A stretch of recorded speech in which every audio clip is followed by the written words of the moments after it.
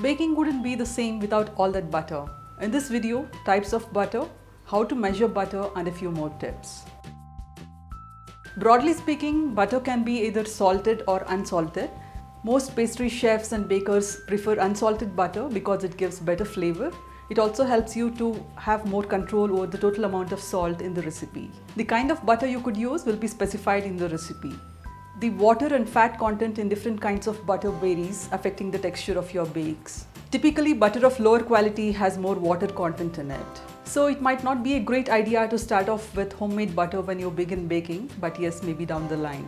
I wish I could taste and try winter butter, French butter, and the other types chefs rave about. Please do try these premium brands if you have access to them.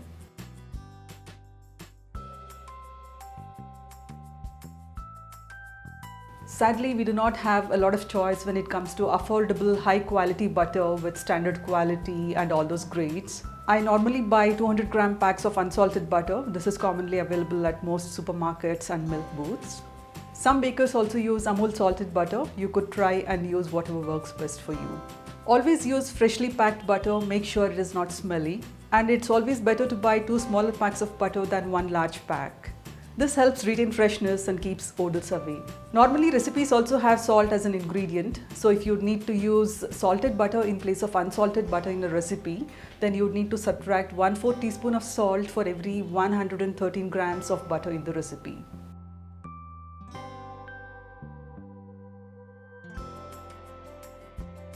But be careful about using salted butter in butter-rich recipes, as you may end up with too much salt. So it's always safer to use the kind of butter recommended in the recipe. Try not to use butter substitutes such as margarine, as you may not get the same taste and texture. In most recipes, butter is mentioned in either cups, sticks, tablespoons, or by weight, but it's always best to weigh butter for baking. Please do refer this chart for easy conversion.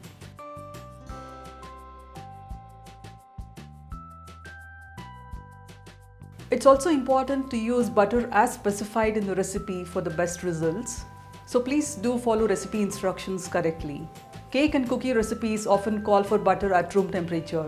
This means butter which feels cool to the touch but gives in slightly when pressed.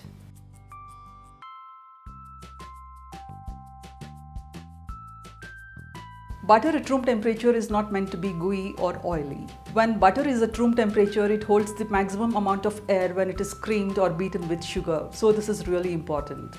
If your recipe calls for 100 grams of butter at room temperature, please get the rest of the ingredients ready, keep your oven ready, your pan and everything else that is needed.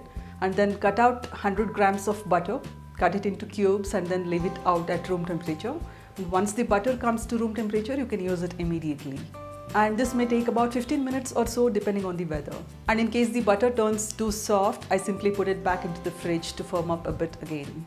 Another way to get butter to room temperature is to microwave it, but then that can be quite tricky as you may end up with some melted butter or butter very soft.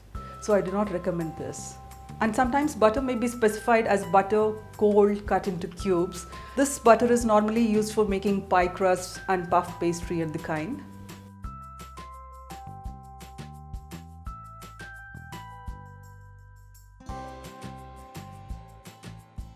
If your recipe specifies 2 tablespoons of butter melted, it means that you weigh out 2 tablespoons of butter and then melt it. If your recipe calls for 1 tablespoon of melted butter, you simply melt the butter first and then measure out 1 tablespoon of butter and then use it. In some recipes, the butter is melted along with chocolate or other ingredients. In this case, the butter can be very soft as it will help it to melt faster. In case the butter is really cold and hard, then it might take longer to melt, affecting the texture of the other ingredients you are melting along with it. Oil can be used in the place of melted butter in some recipes, but it may not work in all recipes. Doing so will impact the baking time and the texture of your bake, so be careful. So play safe, stick to what is recommended in the recipe. And then we have brown butter, clarified butter and ghee. More about that in another video. Lots more recipes and lots more tips coming up on Cakes and More. Please subscribe, please stay tuned.